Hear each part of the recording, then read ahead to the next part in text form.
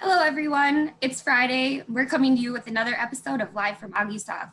I'm Abby, and we have our sales manager with us today, Kathy Brady. Thank you so much for taking some time out of your morning to answer a few questions for us. Sure, I'm really happy to be here. Yes, we're very happy to have you. If you have any questions for Kathy, feel free to leave a comment below. Otherwise, we'll go ahead and get started. The first question we have for Kathy is excuse me, I'm sorry. Uh, what are some tips for continuing education professionals when working from home?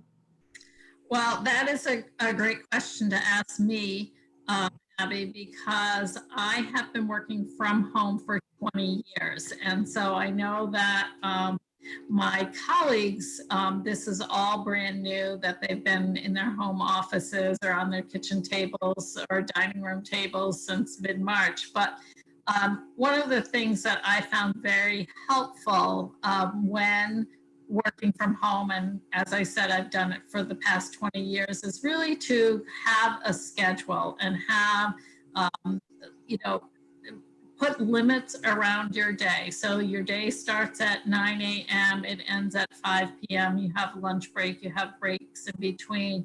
And it's really important that you keep to that schedule because you are working from home.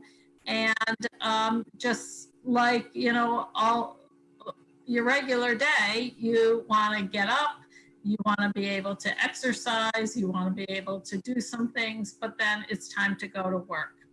And so going to work, you have goals that you accomplish. So some of the things that I do, and I do this today, I work from home today as a sales manager, I work from home as director of education, I work from home as an executive director. I I have always put together goals so that on Monday morning I sit and I have at my desk a sheet of what I want to accomplish that week. And you could break it down into daily goals or weekly goals, but for me, it's what I want to cross off every single week. Make sure I get it done because it's a slippery slope if you're saying, well, I work from home and I'm going to go out and do the laundry, I'm going to go grocery shopping or things like that. And it does become a slippery slope. The other thing, people don't always understand that you are working when you're working from home. So they'll call and ask you to run errands for them or do things. And so it's really important that you communicate. I have a job to do, I have goals to accomplish, and I need to get these things done. I may be sitting at my kitchen table, but I am still at work. Um, and it's real easy to extend your workday. And so extending your workday really starts to then bleed into your personal life, and the work-life balance really gets unstable and unbalanced. And that's not fair to you. That's not fair to your employers. That's not fair to your family. So it's a couple of tips about that is really at the end of your day, close down your computer. If you're at your kitchen table, put everything away, find a drawer, find a place in a cabinet so that you can reclaim your home life, your family life, so that you're not tempted, oh, let me just go check that email. Um, and sometimes you do, you might work on the weekends and things like that, but out of respect for your coworkers, also, before you hit send on that email, maybe think about scheduling it so that it arrives in their inbox on Monday morning during their workday rather than having them receive it on a Saturday or Sunday, and then they feel like, oh well, my manager's working, so maybe I need to respond. That's just not fair. So I feel like out of respect, we come to this, we want to be respectful of each other's time, that we try to use some of the tools that are available to us. And so Outlook does have that great scheduling tool. You just, schedule it to arrive during business hours. So those are a couple of things that I think are really, really important when, you know, whether this is temporary or whether this is a permanent move to work from a home office.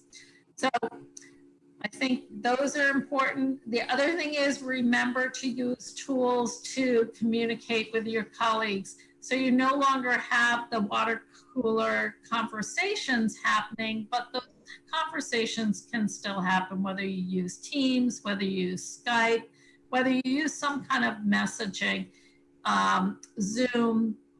My team meets twice a week. We meet every Monday for a regular long meeting, but we also meet a 30-minute huddle meeting.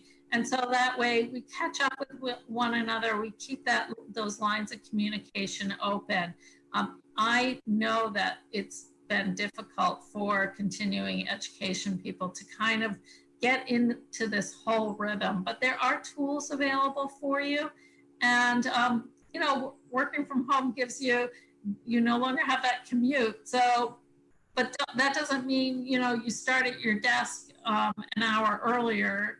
You know, it maybe means go out and take a walk or do something for yourself, read or meditate, something that's going to give you peace. I mean, this is a time of disruption. And so we want to be as conscientious of making our life peaceful and in balance. Definitely. Well, thank you so much for sharing. Those are all great tips, and I'm going to have to take your advice and try to use some of those in my work-life balance procedures as well. And so the other question that I wanted to ask you is what kind of things do you like to do when you take breaks from your desk?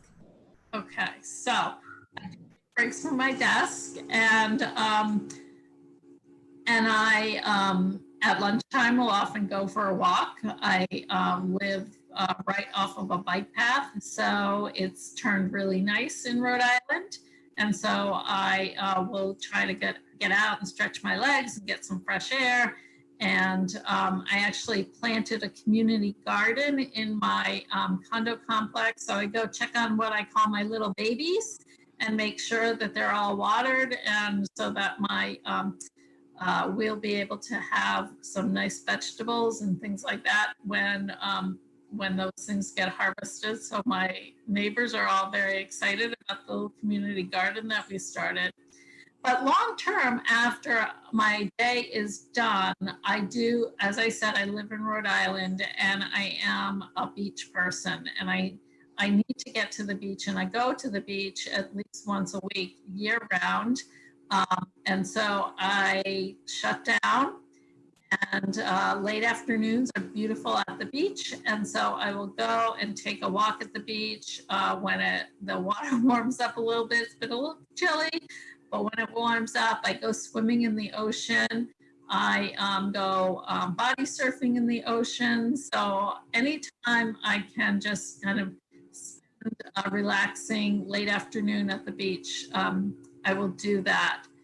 And my other passion that I have developed after work is that I go golfing. And I'm a terrible golfer, but I have a lot of fun.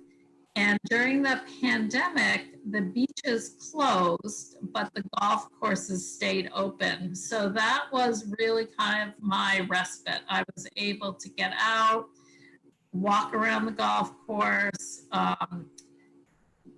try to get better, not really.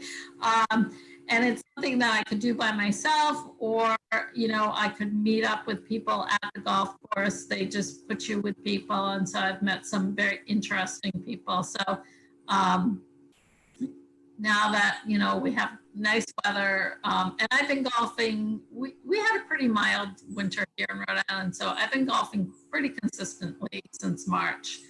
It has not helped my game at all, but I get out there. So those are the things. I like to be really active. So you'll always find me kind of on the go. My neighbors are saying, I never know what you're doing. You're like always on your bike, taking a walk, doing something, but I just like to, you know, keep young. Yeah, well, that's what we all try to strive for, right? That's right. Well, and as long as you're having fun and staying active, that's awesome. So, Yep. Well, I got 3 grandkids I get to run after. So, too. there you go. All right. Well, thank you so much, Kathy.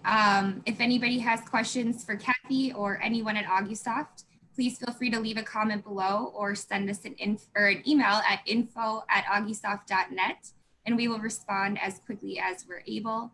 Other than that, thanks again for joining us. Have a great Friday, and we hope to see you back here next week. Bye. Thanks, Abby. Have a great weekend, all. Take care. Bye. Bye. Thank you.